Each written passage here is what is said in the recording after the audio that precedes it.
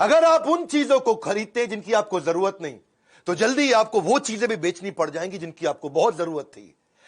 दूसरा, if you can not control emotions, you can not control your money. तीसरा, if you don't find a way to make money while you sleep, then you will have to work until you die। अगर नींद में भी तू पैसा नहीं कमा पा रहा है सोते सोते, तो तुझे सारी जिंदगी काम करना पड़ेगा। नमस्कार, मैं Vivek Bindra, founder and CEO बड़ा बिजनेस.com। आज बात कर रहा हूं वॉरेन बफे की। गेम चेंजिंग वीडियो है। दुनिया के 4 सबसे अमीर आदमियों में उसका नाम आया पिछले 20 साल तक। कभी रैंक 1, कभी रैंक 2, कभी रैंक 3, कभी रैंक 4। 2008 में दुनिया का सबसे अमीर आदमी था। आज भी तीसरे या चौथे रैंक पे है, लेकिन पिछले 50 साल से उसी मकान में रह रहा है। लोग उससे मिलना चाहते हैं, मिलता नहीं किसी से। एक बार बोली लगाई गई, मैं मिलूंगा वॉरेन बफे से, लंच करना चाहते हैं। बोली लगाई तो उनके लंच के लिए 35 करोड़ रुपए उनको दिए गए कि मैं आपके साथ 1 घंटा लंच करना चाहता हूं। वॉरेन बफे ने 35 करोड़ खुशी खुशी लिए, ले आ भैया 35 करोड़, और दान में दे दिए।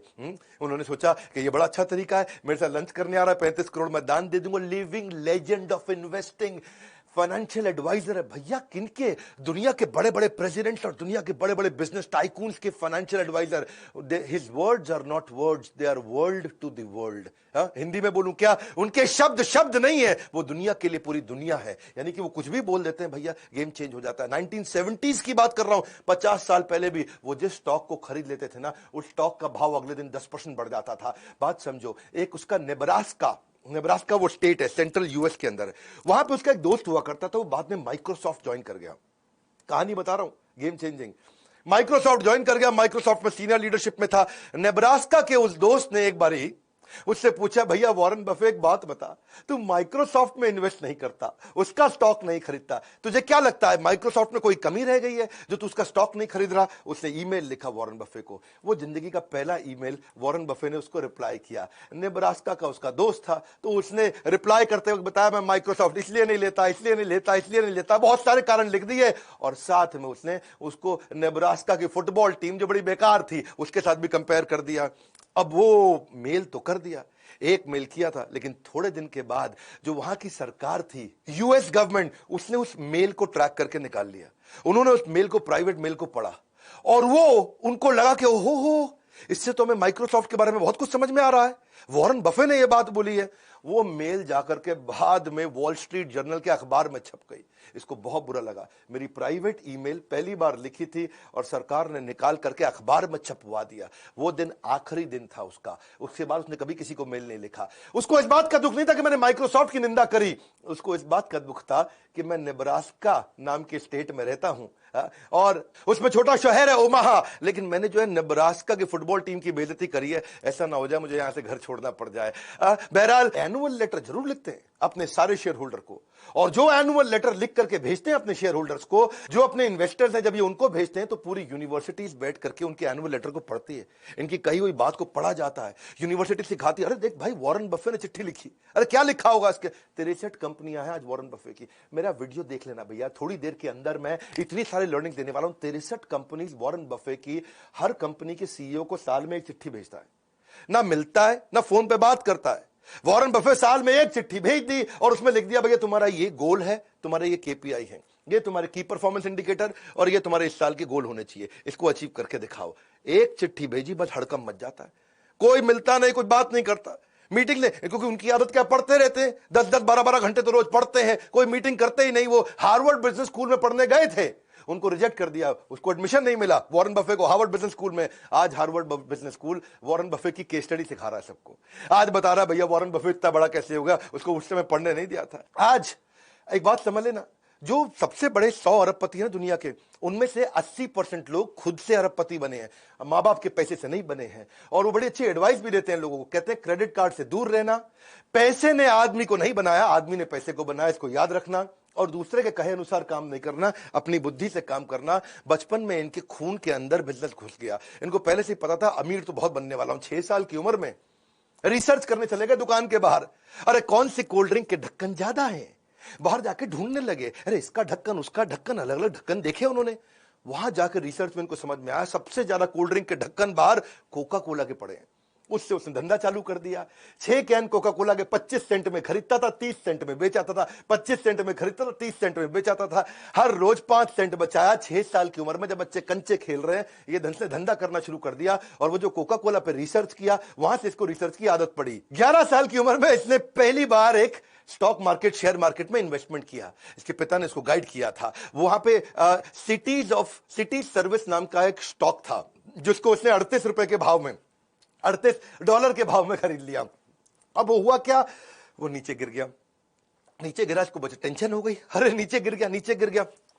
बैठा रहा टाइट, वेट किया। जैसे ही वो $28 से वापस $40 हुआ, इसने तुरंत जाके बेच दिया। लेकिन थोड़े दिन के बाद वो $200 का हो गया शेयर। इसको लगा यार मैं तो $2 कमाए थे, ये तो $200 का हो गया, बहुत कमा सकता था। बड़ा परेशान हुआ उस समय। लेकिन उसको सीखने को मिला कि भैया ऐसा है, मेरी बात समझो कि जिस चीज को टाइम लगता है, अगर कंपनी अच्छी है, उसको ग्रो करने में टाइम लगता है तो लगेगा। मैंने जल्दी कर दी। ऐसा नहीं है कि एक औरत और एक पुरुष जब ये दोनों मिलते हैं तो 9 महीने में बच्चा पैदा करते हैं, तो 9 पुरुष लगा दो तो 1 महीने में बच्चा पैदा तो हो नहीं जाएगा। या 9 महिलाओं को जोड़ लो इकट्ठे तो भी 1 महीने में बच्चा पैदा नहीं होगा, 9 महीने लगता है। तो मैंने वेट नहीं किया, इसलिए मैं हारा। ये एक्सपीरियंस से उसको लॉन्ग टर्म वैल्यू इन्वेस्टिंग के बारे में समझ में आया। बाकी सारे बच्चे बेसबॉल खेल रहे थे और ये बाइंग स्टॉक्स खेल रहे थे। 16 साल की उम्र में $53,000 कमा चुके थे।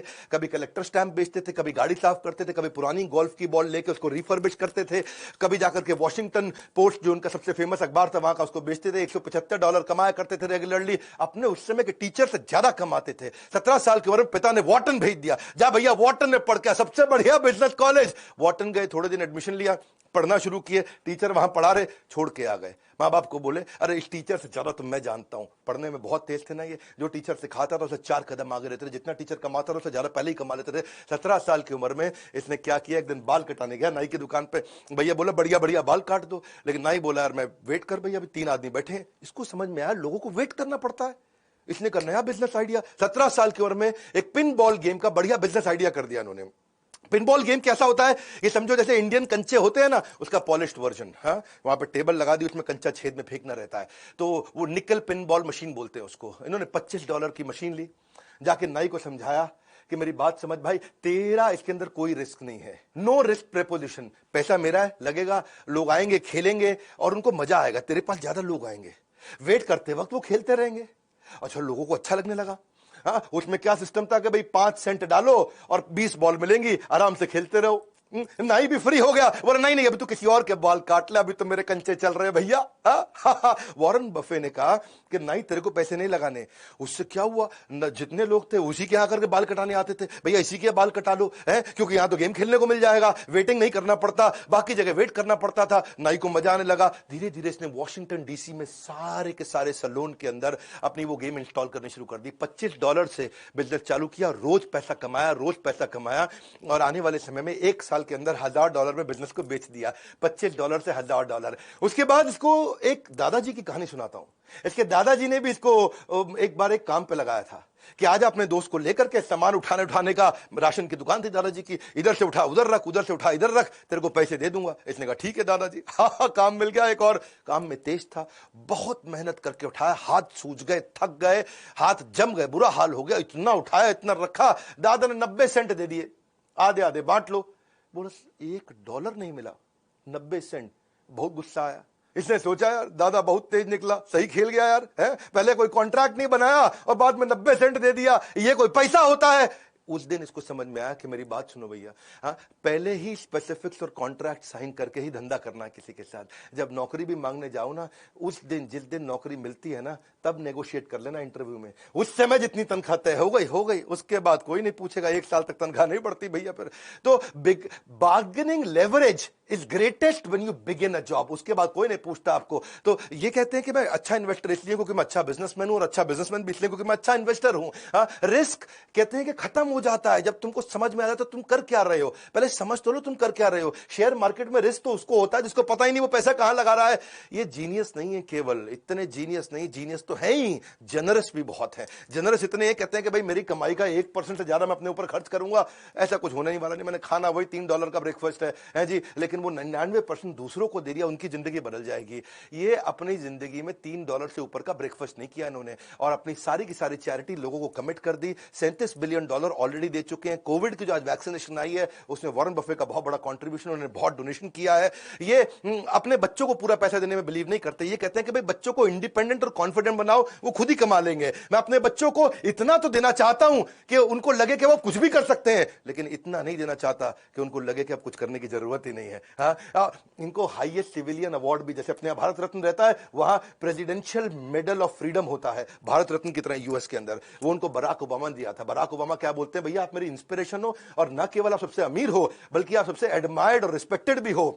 ये थोड़े लॉयल भी रहते हैं। एक और क्वालिटी बताऊं उनके कपड़ों के मामले में, कपड़े वही पहनते हैं जो एक बार पहन लिए। वैसे चाइना गए थे एक दफा, ये चाइना में वहां एक होटल में रुके हुए, और वहां पे ना एक मैडम ली हुआ करती थी, लोकल दर्जी थी, एक मशीन के साथ में घर में बैठ करके, आसपास किसान की बेटी थी, तब पैसे वाली नहीं थी, तो वो उसने देख लिया वॉरेन बफे को उसी होटल में जाते हुए, और वॉरेन बफे उसके लिए इंस्पिरेशन थे। किसी तरह से होटल के रिसेप्शन से फोन करा के अपने 2 आदमियों से उसने अपॉइंटमेंट ले लिया। वो 2 आदमी घंटी बजा के रूम में घुसे, जाते ही उसका नाप लेने लगे। ला भैया शर्ट का नाप दिखाओ, कोट का नाप दिखाओ, गर्दन देखो, चेस्ट देखो, हैं जी, पेट देखो कितना है। जितनी देर में वॉरेन बफे को कुछ समझ में आता, वो कहते हैं सूट का कलर सिलेक्ट कर लो जी। सिलेक्ट कर लिया, उसने कहा पैसे बताओ, इतने में लड़के चले गए। अगले दिन सुबह क्या जबरदस्त स्मार्ट सूट, एकदम बढ़िया स्टिचिंग का, पहुंच गया वॉरेन बफे के पास, और उससे पैसा भी नहीं लिया, तो गिफ्ट कर दिया, क्योंकि वो मैडम ली जो थी वो उसकी बड़ी फैन हुआ करती थी। तो इसने कहा कि भाई सूट बड़ा अच्छा है, ऐसा करो मेरे को 2 सूट और बना दो। मैडम ली ने 20 सूट उसको 3 दिन के बाद फिर से भेज दिए, और 20 के 20 सूट का 1 रुपया नहीं लिया। वॉरेन बफे बड़ा हैरान हो गया, बोला यार तुम पैसा नहीं ले रहे हो मुझसे। हाँ, लेकिन वॉरेन बफे ने उसको प्रमोट बहुत किया, इतना प्रमोट किया कि उनके दोस्त बिल गेट्स, उसके भी कपड़े आज मैडम ली बनाती हैं, और दुनिया भर के लोग कपड़े बनाती हैं। बर्कशायर हैथवे की जो एनुअल जनरल मीटिंग है वहां पे भी उनको इन्वाइट किया और बड़ा उनको धन्यवाद किया। और वो दिन है और आज का दिन है, वही 20 सूट है उनके पास। वो पिछले 20 साल से वही 20 सूट अलग अलग दिन बदल के पहनते हैं। ये ऐसे आदमी हैं, अपनी आदतों के साथ लॉयल है, एक जैसा ही ब्रेकफास्ट खाते हैं, वही गाड़ी चलाते हैं, 50 साल से उसी घर में रहते हैं, वही 20 सूट पहनते हैं। यहां तक कि फोन भी उनके पास सैमसंग का वही फ्लिप वाला पुराना है। एप्पल में इनके काफी शेयर हैं, ये एप्पल के 5%, 5.5% के मालिक हैं। तो टिम कुक एप्पल का सीईओ, वो कहता है भैया मैं आता हूं तुम्हारे पास, तुम यार कम से कम हमारी कंपनी के मालिक को एप्पल का फोन यूज करो। उनको एप्पल का फोन आईफोन 11 रिसेंटली दिया उनको, ये लो भैया आईफोन 11, इसको इस्तेमाल करो। वॉरेन बफे बोला ठीक है जी, उसमें उसने नया सिम डाल दिया, वो वाला चेंज नहीं किया, सैमसंग चल रहा है, वो नया सिम डाल दिया।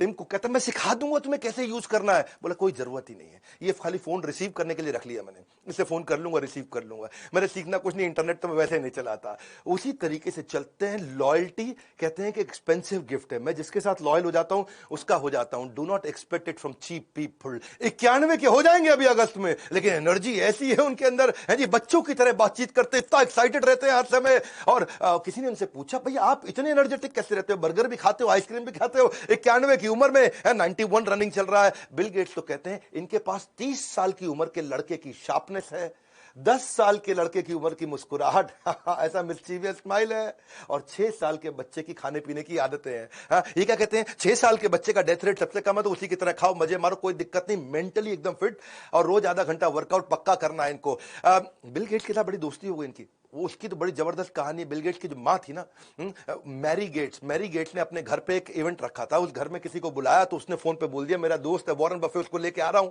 मैरी ने बोला ठीक है ले आओ, कोई बात नहीं। अच्छा, दोस्त लगा हुआ था वॉरेन बफे को समझाने में, तुझे बिल गेट्स से मिलवाऊंगा। वो बोला यार बिल गेट्स आईटी का आदमी, इससे कौन बात करेगा। अच्छा, मां लगी हुई इधर, तुझे वॉरेन बफे से मिलवाऊंगी। वो कह रहा यार ये तो खाली पी रेशियो डिस्कस करेगा, फाइनेंशियल स्टेटमेंट डिस्कस करेगा, मैं आईटी का, हमारी बनेगी नहीं, ये दोनों एकदम अलग आदमी है।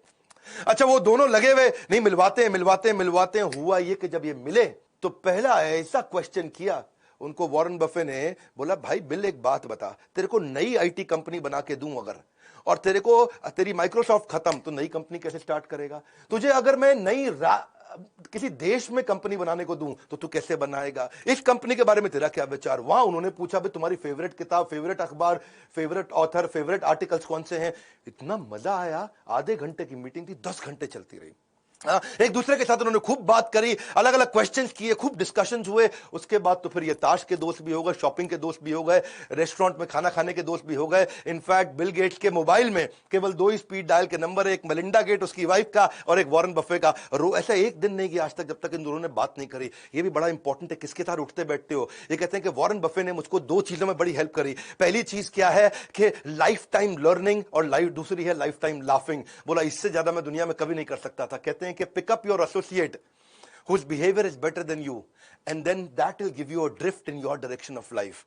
Tell me who your heroes are. तेरा हीरो कौन है? दोस्त तुझसे भी पूछ रहा हूं, तेरा हीरो कौन है? And I'll tell you who you will turn out to become. तू बनेगा किसके जैसा, आज ही पता चल जाएगा। वॉरेन बफे के ना गुरु भी थे जिनसे ये बड़ा सीखा करते थे, बेंजामिन ग्राहम।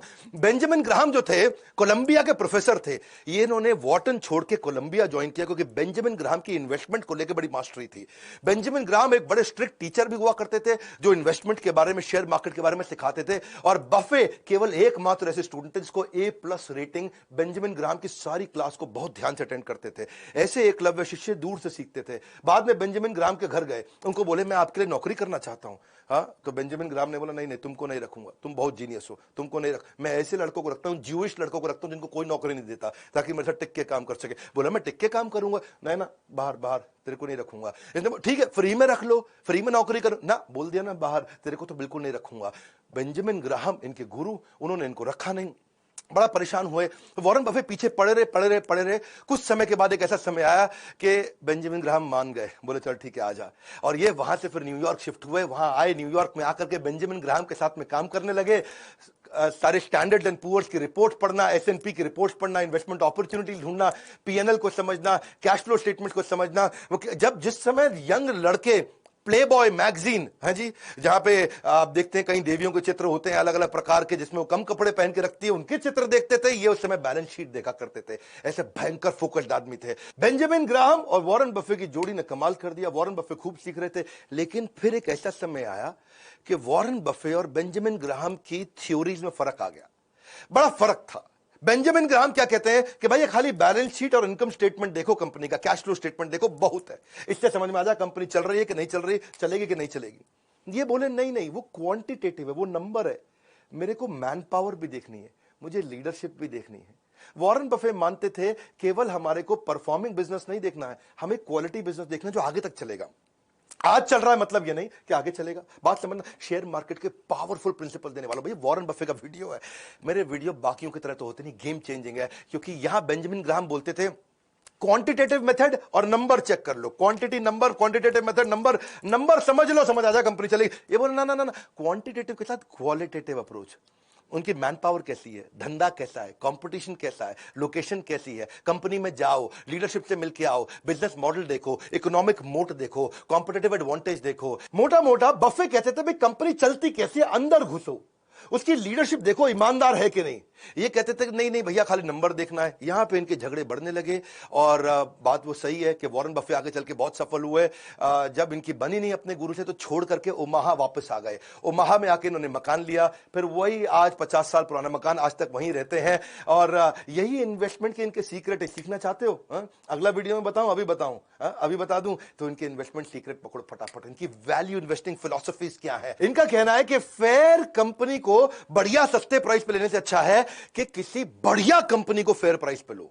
इनका मानना है भाई कंपनी में दम होना चाहिए ताकि उसके साथ चिपके रह सको, लंबा चलनी चाहिए कंपनी। तो उसकी रिसर्च करना सीख गए, उस पर इन्होंने काम किया। उसके फाइनेंशियल स्टेटमेंट तो पढ़ो, लेकिन उनकी कॉन्फ्रेंस कॉल्स को भी जाकर के सुनो, उनकी मैनेजमेंट को देखो, और फिर बाद में प्राइस आएगा। इनका कहना क्या है कि पहले ये देखो कि लॉन्ग टर्म इकोनॉमिक मोट है कि नहीं है, लॉन्ग टर्म इकोनॉमिक कैरेक्टरिस्टिक्स कैसी है इसकी। इकोनॉमिक मोट का मतलब जानते हो ना, एक वीडियो में बताया मैंने, क्विकली समझाया तुम। जैसे पुराने समय में राजा महाराजाओं के महल होते थे, उस महल के आसपास बड़ी खाई खोद देते थे ताकि कोई दूसरा आदमी आए और अटैक करने लगे तो खाई में गिर जाए। ऐसे ही बड़ी बड़ी कंपनीज कुछ ना कुछ ऐसी चीज अपने पास एडवांटेज, कॉम्पिटिटिव एडवांटेज रखती हैं कि दूसरा कॉपी करने लगे तो खाई में गिर जाए, तो कोई दूसरी कंपनी मेरे को कॉपी ना कर पाए। तो ये कंपनी में ढूंढते थे कि ऐसी कोई चीज हो जो लंबे समय तक केवल इसके पास रहने वाली हो, तो उसमें इन्वेस्ट कर देंगे तो लंबे समय तक चलेंगे। तो ये, और बाद में जाके प्राइस देखते थे। कहते प्राइस पहले नहीं देखूंगा, पहले देखो कंपनी में दम है, फिर प्राइस कोशिश करेंगे कि सस्ते से सस्ता मिल जाए। कंपनी की परफॉर्मेंस को चेक करने के लिए उसका रिटर्न ऑन इक्विटी पिछले 5-10 साल का जाके देखेंगे, हिस्टोरिकल परफॉर्मेंस देखेंगे कि भाई कंसिस्टेंटली कॉम्पिटिटर के मुकाबले ये कैसा परफॉर्म कर रही है। बहुत ज्यादा महंगी कंपनी खरीदने में बिलीव नहीं करते रहे, लेकिन एक्सीलेंट कंपनी वो उनका पहला रूल था। कंपनी जो फंडामेंटली चीपर हो अपनी वर्थ से। और उसके बाद क्या है, ये कहते हैं कि भाई गैम्बलिंग तो हमें करनी नहीं है, क्योंकि गैम्बलिंग से लॉस होएगा ही होएगा। इन्फॉर्म्ड रहो अपने डिसीजन में, सीखो, अपना होमवर्क करके चलो। कंपनी पे कर्जा तो नहीं है कहीं, कर्जे को जरूर चेक करते हैं, हाँ, क्योंकि ये कहते हैं कि अगर कोई आदमी बुद्धिमान ना स्मार्ट है तो बिना कर्जा लिए भी बिजनेस कर जाएगा। ये प्रिंसिपल मैंने भी बड़ा बिजनेस में सीखा। आज तक हमने 1 रुपए का कर्जा नहीं लिया और हमारी ऑर्गेनाइजेशन की वैल्यूएशन और रेवेन्यूज कंटिन्यूसली ग्रो किए, क्योंकि फंडामेंटल्स बहुत मजबूत रखे हमने बड़ा बिजनेस के अंदर। इसीलिए आज हमारे आईबीसी भी बहुत ग्रो कर रहे हैं और यही मैं सारे अपने ट्रेनिंग प्रोग्राम्स में भी सिखाता हूं, हमारे एवरीथिंग अबाउट एंटरप्रेन्योरशिप। इसकी बात बाद में करेंगे। ये कंपनी के प्रॉफिट मार्जिन को देखते हैं। 2 बातें हैं, एक अच्छा प्रॉफिट मार्जिन है, इसका मतलब कंपनी बढ़िया है। लेकिन दूसरा, अगर प्रॉफिट मार्जिन हर साल बढ़ रहा है, इसका मतलब कंपनी के ऑपरेशंस और खर्चों पे बड़ा कंट्रोल भी रखा हुआ है। ये कहते हैं कि लॉन्ग टर्म अपॉर्चुनिटी वाली ऐसी कंपनी ले लो जिसके साथ टिके रहो। 20% कम से कम ग्रोथ देनी चाहिए स्टेबल तरीके से। फाइनेंशियल स्टेटमेंट उसकी देखो, एनालाइज करो, उसके सारे के सारे करंट और पास्ट परफॉर्मेंस को पहले पूरा झांक लो। If you don't feel comfortable in making the rough estimate के कितना कमा के देगी, तो उसको खरीदना भी मत। इनकी आदत भी ऐसी है कि डीप डाइव करेंगे उसकी वैल्यूएशन में। तभी तो रोज 10 से 12 घंटे पढ़ते हैं, 500-500 पेज रोज पढ़ते हैं। वॉरेन बफे तो मैंने सक्सेस हैबिट्स ऑफ बिलियनियर की वीडियो में बताया था, वॉरेन बफे से ज्यादा लर्निंग किसी ने नहीं किया। पूरी दुनिया इनको अपना गुरु मानती है इस मामले में कि ये सीख सीख के आगे बढ़े, क्योंकि और कोई तरीका नहीं था। ये कहते हैं कि अगर बिजनेस अच्छा रहेगा ना तो स्टॉक अपने आप चलेगा, उसका प्राइस अपने आप बढ़ता चला जाएगा। ऐसे खरीदो स्टॉक को जैसे अपना मकान खरीद रहे हो, जैसे किसी के साथ शादी करने वाले हो। जब आप शादी कर लेते हो तो रोज रोज शादी तोड़ते नहीं, रोज रोज नहीं तोड़ते, तो ऐसे ही कहते हैं कि रोज रोज स्टॉक नहीं बदलना चाहिए। इनको प्रेम है इस काम से। और ये स्टीव जॉब्स की तरह ये भी ये बोलते हैं, success comes to those who love doing what they are doing. और ये एक बात और है कि कहते हैं कि बार बार स्टॉक अगर बेचोगे ना, जल्दी जल्दी खरीदोगे बेचोगे, तो उसके ऊपर टैक्स भी आपको देना पड़ जाएगा, उसकी ट्रेडिंग कमीशन भी देनी पड़ेंगी, तो उस पर भी पैसा बचाना चाहिए। और अगर आप किसी स्टॉक को खरीदने में 10 साल के लिए, कितने साल के लिए, 10 साल के लिए अगर आप कॉन्फिडेंट नहीं हो तो स्टॉक को खरीदने की जरूरत नहीं है। 10 मिनट भी ऐसे स्टॉक को रखना मत। Calling someone who does this trading every day, जो रोज रोज करता हो और कहता हो कि हाँ जी मैं तो ट्रेडर हूं, बढ़िया इन्वेस्टर हूं, तो कहता है ऐसे ही जैसे हर बार नई लड़की के साथ रात को सोएगा और अपने आप को कहता है कि मैं बड़ा रोमांटिक हूं। ये तो रोमांटिक नहीं है, तो सेक्स एडिक्ट है। हाँ, ऐसे ही जो रोज रोज शेयर मार्केट में खरीदता बेचता है, हाँ, वो क्या है, वो इन्वेस्टर नहीं है, वो एक नॉर्मल रूटीन ट्रेडर है। Never invest in the business that you can not understand. एक बार समझ लो बिजनेस को, इसके कई प्रिंसिपल्स हैं, वो आपको भी सीखने चाहिए। हाँ, तभी आप एक बढ़िया पावरफुल इन्वेस्टर बन सकते हो। ये सीखना जरूरी है। Investment in a number of mediocre business नहीं चाहिए है, क्योंकि वो फिर आपकी क्वालिटी इन्वेस्टमेंट्स की को डाइल्यूट कर देगा, क्योंकि पैसा तो आपके पास लिमिटेड है। ये कहते हैं मैं हजारों कंपनीज को पहले एनालाइज कर लेता हूं और उसके बाद फिर जाकर के बढ़िया से चूज करके इन्वेस्ट करता हूं। क्यों? इनका रूल क्या है? Rule number 1, never lose money, और rule number 2, never forget the rule number 1। ये बड़ी इंपॉर्टेंट चीजें हैं। हाँ, ये इनकी खास बात क्या है, आप समझ लीजिए कि 500 पेज पढ़ने का जो इनका सिस्टम है रोज का, the more you learn more you earn. ये प्रिंसिपल है। Best investment that you can make is investment on your own self. ये वॉरेन बफे का कोट है। हमने भी इसीलिए एक नया कॉम्बो तैयार किया आपके लिए। अगर आपने वीडियो पूरा देखा है तो मतलब आपका इन्वेस्टमेंट में, ग्रोथ में, पैसा कमाने में, पैसिव इनकम में इंटरेस्ट है। तो हमने कुछ नए कोर्सेज जो लॉन्च किए थे उसका इंट्रोडक्शन जल्दी दे देता हूं आपको। गोल based financial planning, stock market, personal finance, mutual fund, finance for non finance, debt management, working capital, passive income, angel investing और रिस्क मैनेजमेंट, यानी कि 7 प्रकार के फाइनेंशियल रिस्क होते हैं। इसका कॉम्बो हमने सारे कोर्सेज अवेलेबल कर दिए। आज 40 से ज्यादा कोर्सेज लॉन्च कर चुके हैं। हर महीने 10 नए कोर्स लॉन्च कर रहे हैं। अगर आप आईबीसी हैं, ये सारे कोर्सेज फ्री हैं। अगर आप लाइफ टाइम मेंबर हैं, ये सारे कोर्सेज फ्री हैं। अगर आप ये नहीं हैं तो ये बोर्ड लाइन नंबर है। आप फोन करके पता करिए आपके बिजनेस में, अगर आप रिटेलर हैं तो कौन से नए कोर्स आपको काम आएंगे, अगर आप मैन्युफैक्चरर हैं कौन से काम आएंगे, स्टार्टअप है तो कौन से। हर एक एरिया के लिए, हर इंडस्ट्री के लिए देश के सारे बिलियनियर्स और इंडस्ट्री एक्सपर्ट्स के साथ मिलकर के आपके लर्निंग प्रोग्राम बना दिए और इतना कॉस्ट इफेक्टिव कर दिया कि game changer. Board line number, इस नंबर को सेव कर लो, कभी भी काम आएगा। आपका लाइफ लाइन है, केवल बोर्ड लाइन नहीं है। तो लाइक करके उत्साह बढ़ाइए ना यार, कंटिन्यूअसली। कमेंट बॉक्स में बताइए अगला वीडियो कौन सा देखेंगे। इस वीडियो को शेयर करिए, लर्निंग इंस्पायरिंग है बहुत। हाँ, if he can do you can too. अगर ये कर सकते तो आप क्यों नहीं कर सकते। वीडियो को शेयर करने के लिए, हमारे चैनल पे हर बार वापस आने के लिए